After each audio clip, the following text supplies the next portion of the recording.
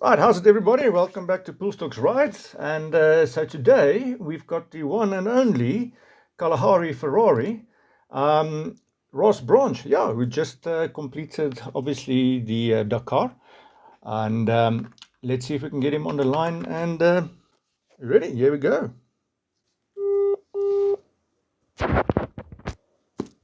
How's it? How's it, Ross? How's it going, buddy? Very well, and you? I'm all right, man. Got a 9 to 5, got to survive. Not an exciting life as you guys, but yeah, getting there. Lekker. Yeah, no, sorry we keep missing each other. It's been a bit chaotic the last couple of weeks. Yeah, and I think your lifestyle is quite different than the normal Oaks. But thank you for your time, Ross. No problem at all. Yeah, well, yeah, I don't want to waste too much of your time. So welcome to Poolstock's Rides. My name is Poolstock. I do a bit of off-road riding, the slowest guy in the group normally, and but we try. Yeah, no, thank you so much for having me. It's awesome to catch up with you guys. Great. So it's been a couple of weeks since you did the Dakar. How do your bum feel now compared to after the race? Yeah, it was an awesome experience. It was definitely the hardest stack of that I've ever done, and it's the hardest one in recent history. So it was a really long one at 2,000 kilometers extra than what we normally do. So yeah, it was tough, really really tough, and obviously the ups and downs. But yeah, happy to be home in one piece, and already heading off to Abu Dhabi for round two. So the body's feeling good and strong, and yeah, I'm happy to be home in one piece. That's the main thing. Do you ever get to that point you just feel like, stuff this, just sell your bike to the closest camel and just, walk home? There's so many times throughout Dakar that it's like an emotional roller coaster. It's up and down, and when things are going right, then everything is so good, and when things are going wrong, then everything goes so badly. So there's definitely those days where you wake up and you're saying, "Why are you doing this?" And obviously, this year with it being so long, our start times were way earlier, so we're waking up at 2:30 in the morning, and yeah, getting on the bike at 3:30 in the freezing rain, and it was really cold and bad conditions. So there was a couple of times where you question it, but it's all worth it in the end. And I really enjoyed this year. It was hard and tough, but I think that's what Dakar is meant to be. And I had a good time. I really enjoyed myself, and the team pulled together. Even with our bad luck, and everybody stayed motivated and happy. And yeah, it was really good. Great, yeah. That's actually one of the questions from Chris, also known as Slangman. Um, yeah, so Benny wants to know, how do you balance the need to be at maximum speed and yet leave enough of a safety margin to avoid obstacles, soft sand, drop-offs, etc. I think it's like on the edge of your nerves. Yeah, it's a really good question, because there is such a fine line, and back in the day, just a couple of years ago, it used to be that line used to be like quite easy to find, and you could ride it probably like 70, 80% and still be okay and get a decent result. But unfortunately, over the last 2 or 3 years, the guys have upped the pace, and everybody's riding on the limit the whole time. And if you don't ride on the limit, you get left behind. So there's a huge risk factor that you have to take. But if you want to win nowadays, you've got to take the risk, and it's all strategies, because you also don't want to be opening the road, so you've got to ride at like 90-95%, and then still try and make no mistakes. So I think every year the Dakar is getting harder with the speed that everybody's going at now, and even though they've incorporated the speed limit, it's still really, really difficult, and it's hard to judge where you are and where you're supposed to be at what time of the rally. So it's like a full-on motocross race now. Every day it's from start to finish. It's as fast as you can possibly go, on the edge most days. So it's really, really on the limit these days. Yeah, I know some of the hard enduro guys, Wade Young and so forth. They've complained a couple of years ago that the guys are really getting ridiculous with the courses, the things they need to get up and go down, walk your bike down stuff. Like, is it getting out of hand or is it still? Yeah, I think Dakar is Dakar for a reason, and I think it's always been like that. I think the only difference now is that the bikes are going so fast, the suspension is so good, so you can take a lot more risks, you can do a lot more things with the bike, and the problem is when things go wrong, they go really badly wrong. Mm. So that's the thing. It's not anymore just a crash that you can get up from and walk away from. Now when you go down, it's a proper crash. So yeah, I think that's the main difference, is that the bikes are on another level. The suspensions, you can hit some big stuff on these rally bikes now, and the momentum and stuff is on a different level. So I don't think it's going overboard. I think that's what rallies about, and I personally don't agree with the speed limit that they've put in, because I think it's a disadvantage for the guys that have been working so hard, the manufacturers that have been working so hard Mm. to get the top speed of the bikes. But unfortunately, the bikes are doing 190 kilometers an hour now, so it is Wow. a little bit too dangerous. So yeah, I don't think it's overboard at all. I think it's just, I think that there's so many things that have to go right for somebody to win Dakar, and you have to be extremely lucky, and then still, it's still difficult to win. So I think it's just another ball game at the moment, where there's 20 guys that can win, and maybe in the past there was a handful of guys that could win, and once those guys had a bit of bad luck, the race was kind of settling down, like just after rest day, whereas now it was 12 seconds between first and second. So one small error, just a small mistake, and you lose, I don't know, 3 or 4 minutes. That's the whole rally gone. So you've got to be so careful on your navigation. You've got to be on point with everything that you do, and you've got to be so focused for the entire 10,000 kilometer journey. So yeah, it's a really difficult one, and yeah, it's hard to get used to, but it's so much fun at the moment. I'm loving every second of it, and yeah, Awesome. you just gotta get that 1%, that you can be better than everybody else. So Great, great. Yeah, it sounds like a lot of hard work, and you got it's a mental game. You have got to keep in it. So Milner wants to know, how do you manage to navigate at those speeds, keeping an eye on your map and on the road, and how long does it take to learn to navigate at that competitive speeds? yeah, I think to be honest, I think I've only just got the navigation right at the speeds that we're going at now, and I'm still not 100% committed to it, because I still like doubting myself a little bit when we're going at that speed and I'm opening the road, because when you're opening the road, it's so much different to starting third, fourth, fifth, sixth. So yeah, I'm not quite there yet with opening at those high speeds, but I don't think anybody is really at that can navigate at the speeds that the guys from fifth place onwards are doing. So yeah, it's extremely difficult. I mean, this was my fifth Dakar already, and I'm only just starting to get the hang of it at that high speed to navigate and be confident that I'm on the right track. So it takes a really long time and lots of hours and lots of mistakes and lots of crashes, and there's a whole learning curve that goes into it for sure. It's every day is a school day when you get into the navigation side, and obviously this year it was throwing the weather at us and the rain, and then it's just another element to rally, and now it's navigating at that speed, watching for obstacles, trying not to hit rocks and stuff in the riverbeds and lurkers and everything, and then it's raining, so you can't see the road book so well, and yeah, it's a different world, eh? Great. Well, the next question actually latches onto that. Vessel wants to know, how conflicting is it to follow a track in the sand when you see in the map shows different? Do you go with your gut? It's Do you go like berserk in your mind? Yeah, it definitely crosses your mind that who's questioning who now. So it's like, are you right and the guy in front of you is wrong, or is the guy in front of you right and you wrong? So it goes through your mind, and I think that's what I've learned a lot in the last year, is that you actually have to slow down.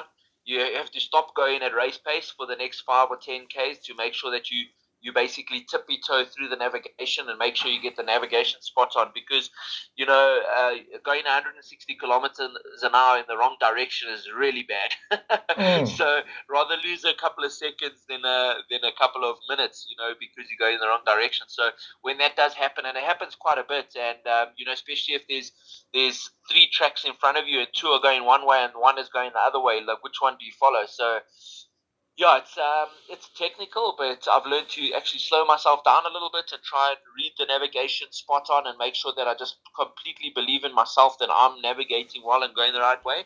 And yeah, normally then you'll see the other tracks come on a little bit later, and everybody starts coming back together again. Okay, great. So yeah, interesting to learn that. Yeah. What was your lowest point for 23 Dakar? I went in there with the mindset, oh, I'm just going to give it my best shot. But deep down inside, I really knew I could go for a top five finish, top 10 finish. And, everything was spot on. My prologue was really good. The first stage was a little bit lower than I wanted to be, but within strategy wise, it was perfect. And, day two and day three was exactly where I wanted to be. And then we had a fuel issue with the bike. And when you stop like that, even stopping for 10 minutes, you've lost the rally because it's really difficult to catch that back up.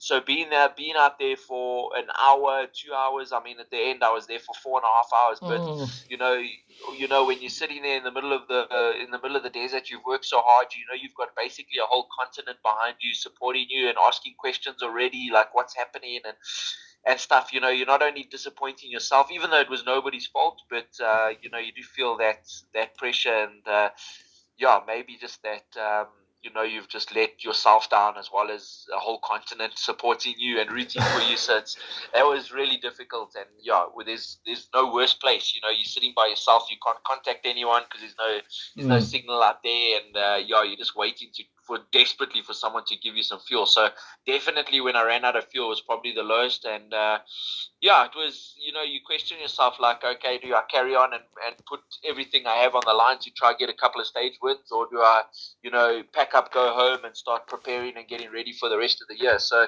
yeah, I had a couple of arguments with myself, but I'm really glad that I stayed on and got some stage wins and yeah, just be back where I think I need to be. Super. And then obviously the flip side of the coin, what was your high, except for finishing, of course? Yeah, I think my goals have changed a bit now. So finishing is always good, but I really wanted to finish in the top five or the top 10. So, finishing was excellent. I was happy to cross the line, but it definitely wasn't a high for me. I think I was more disappointed, crossing the line in 26th place than I would have been, crossing in fifth place or fourth place where I think I needed to be. But definitely the highs were the two stage wins I got, and that just reminded myself, and obviously, the team was going through a hard time as well with the disappointment of running out of fuel.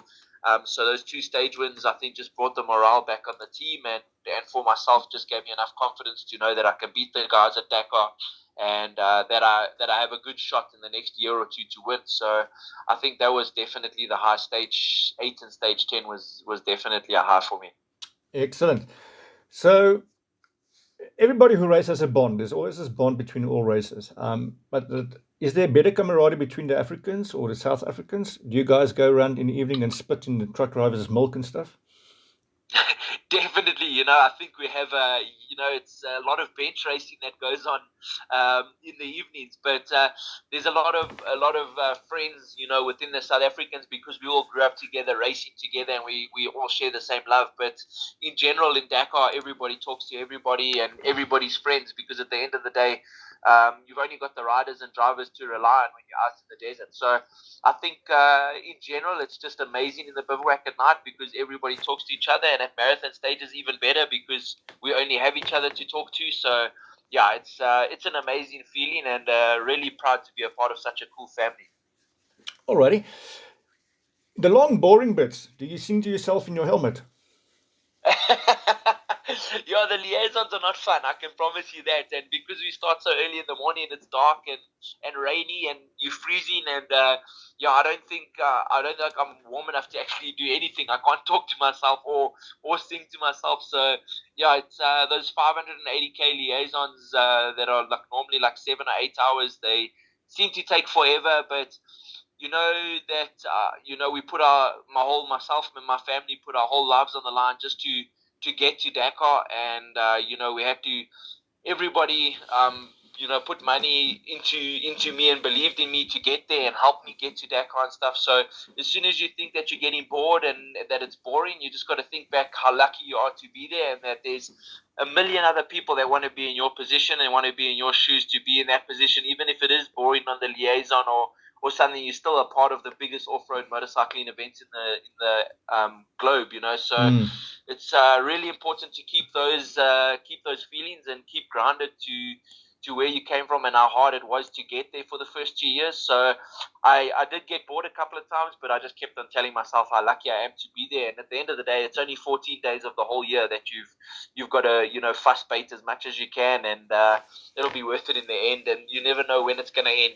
Next year Dakar could finish, so you never know when the end is. So yeah, just got to keep Mm. positive, keep happy, and yeah, just enjoy what you're doing. Okay, I think that's a very good answer.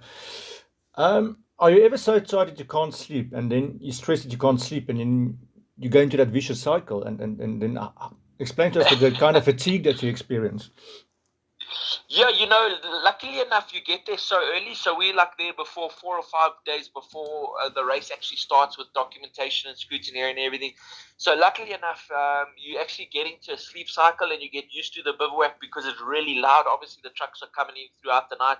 Some trucks are still coming in as we lining up to get on the start line to go out the following day. The guys are coming in from the stage before. So you kind of get into a sleep pattern early enough that you can, like, well, I mean, me personally, I can get to sleep quite easily. And yeah, I think you just got to train your brain and train your mind that you have to sleep, because if you don't, it's going to be disastrous. And yeah, I think I've never had a problem with sleep there. Just the first night or two, obviously it's the nerves and the everything going, your stomach's turning and stuff. So the first night or two are a little bit, a couple of dreams here and there where you wake up and you're nervous. But yeah, in general, I sleep really well there, and it's quite nice. So Alrighty. I think I won't be able to sleep, but okay. Yeah, it's so exciting. So who's your favorite competitor? Your favorite rider? I've got so many favorite riders, but somebody I still look up to is Toby Price. I think he's an incredible rider. He's an incredible human being. He's really all into Dakar and rally racing, and he's just one of the boys that's there to enjoy riding his motorcycle and having a jawl, and he's really good fun to talk to. And he's a two-time Dakar winner, and he's the one that changed the sport for us for sure. Coming in his first year, finishing third, which has been a long time since that had happened, and he just raised the level to the next level of rally racing. So I really respect him. He's a really nice guy, a good friend of mine at the moment, and yeah, I definitely look up to him. But Stefan Peter Hansel in the cars has always been one of my favorites since I got to see him '92 come through from Cape Perry Le Cap. So yeah, there's a lot of people I look up to, and it's so cool, all these heroes that I've looked up to for so many years, and you finally get to line up with them, and even have a stage win, and Toby's behind you. So it's a really good feeling, and going to bed at night, and you get to pass Stefan Peter Hansel, and he greets you like a friend, and it's really incredible. Lekker, lekker. No, I think wow, something to experience. So I told you we do enduro. Do you follow enduro at all, or that more like rollball in our case? I do. I follow enduro, and I love going up to the Victoria Falls enduro in Vic Falls in Zimbabwe, and I did roof many years ago, but I enjoy it. I'm absolutely terrible at enduros, but I do enjoy it, and I follow all the boys, and especially all the South Africans flying the flag in the international races. Mm. So yeah, I follow it, and obviously I'm good friends with Sharon, so I follow the roof closely still, and yeah, I'm still a big fan. But I don't think you'll see me riding on an enduro, because I think everybody will be embarrassed to say that they rode with me in an enduro. Well, I'm going to try the iron this year. If I do survive, I'll have a beer with you afterwards. Um, Excellent. so the Muller riders, you sponsored riders. Do you often stop and help the Muller riders, or is it they more a bit of a clan on their own? Yeah, it's very difficult. We don't see many guys while we're riding because the dust caps are so big already. So, if you're lucky, you pass three or four guys on a stage, and sometimes you all bunch together and stuff. So it's really like if you see somebody struggling, I think it's everybody will stop and help out. There's no issue. But like in the evenings and stuff, when we all get together, and if there's any way we could give a helping hand to each other, we do. But yeah, everybody is pretty much on their own mission and doing their own thing, and yeah, everybody gets on with it. Excellent. So stamina. Tell us about your diet and supplements. Yeah, I've got a trainer and a coach that lives in Portugal. His name's Russell White. He's originally South African, and he's incredible. He's a mental coach and as well as a fitness coach, and he helps me. And I've been working with him for many years now. And yeah, we change up a couple of things all the time. It just depends on how I'm feeling, and it's really intense because you gotta look after your body, and 14 days is not easy on anybody's body. So yeah, it's quite intense, but yeah, I change it up a lot of cardio stuff, and when I'm doing the cardio stuff, it's the endurance stuff. So I sit on a bicycle for quite a few hours, and if I go running, it's more the long running, not the short fast stuff. So yeah, we change it up a little bit, and yeah, the diet's actually not so strict. You prefer to go to Dakar. With a little bit more weight because this year Dakar lost 10 kgs, so it's quite easy Mm.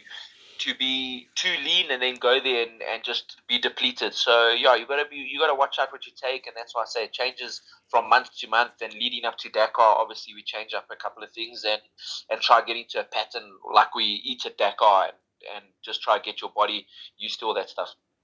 Yeah, you don't want any funny surprises at Dakar that your tummy doesn't Yeah, disagree with. Okay. exactly. Um, so your average training routine during the year, just to keep fit and build the stamina up. You mentioned jogging and so forth. But what else do you typically do?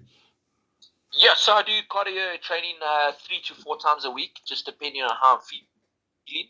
Obviously, that's with no racing, and then we aim to do about 15,000 kilometers a year on our rally bikes with navigation. So if sometimes obviously you get a bit tired of just riding your rally bike, so I do a bit of motocross, and I ride with my dad and do a couple of enduro rides in Deville and stuff like that. But yeah, it's more just focusing on the road book and getting some hours underneath you on the rally bike and getting the navigation dialed. And like now I go to Abu Dhabi, we do 5 days before, and we do 400 k's a day before the race. So it's quite intense with the navigation stuff. But yeah, really lucky and really privileged to be in the position I am to race around the world and do this rally racing.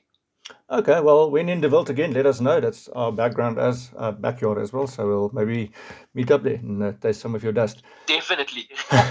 Okay. I think maybe the last question for today, if I'm not mistaken, did the flu catch you during the car? Were you affected? A lot of people came down with a bit of a snotty nose. Yeah, unfortunately, I was. Myself and Sharon got flu at the same time, just before day one. So it was really disappointing. And yeah, it stayed with us a couple of days, and I struggled a little bit. But I think when you get your mindset into race mode, there's not much that can stop you. It didn't affect my riding or anything like that. I felt good. It was just obviously blocked up and just wasn't my normal self. But we got rid of it pretty quickly. And unfortunately, these days with the racing, there's so many anti-doping rules, so you can't take anything. You're not even allowed to take Carenza C. So Oh, you've just got to try get it out naturally. And if it was hot and sunny, then you could try and sweat it out. But unfortunately, we had like minus 3, -4 in the mornings, and then in the afternoons it would only get to 12 to 15 degrees. So it was cold the whole time. So it took a little bit longer than I thought to get rid of it. But yeah, it didn't affect the results, and it didn't affect me that much. So luckily. oh, that sounds horrible. I mean, you can't be not being able to take some meds, and yeah, Yeah. okay. Yeah, it's Well, not the ideal place to be. well, it's not supposed to be easy. So, but Yeah. well done, Ross, and thank you very much for your time. I really appreciate it. No We'll problem. Thank you very much for chatting to me. And yeah, sorry I took so long to get hold of you guys. It was just a bit manic since I got back. no stress whatsoever. Keep safe, bud. Thank you for having me, guys, and have a good weekend. Thanks, Ross. Keep well, bud. Okay, cheers. Bye bye. Bye. Well, there you have it, guys. Ross Branch from good old Botswana. Um, some interesting answers there. Um, yeah, so let's all train for the roof and maybe Dakar. And Yeah, I'll be the one behind huffing and puffing, trying to be fitter. Okay, this is Poolstock signing off. Lekker braaf, boys.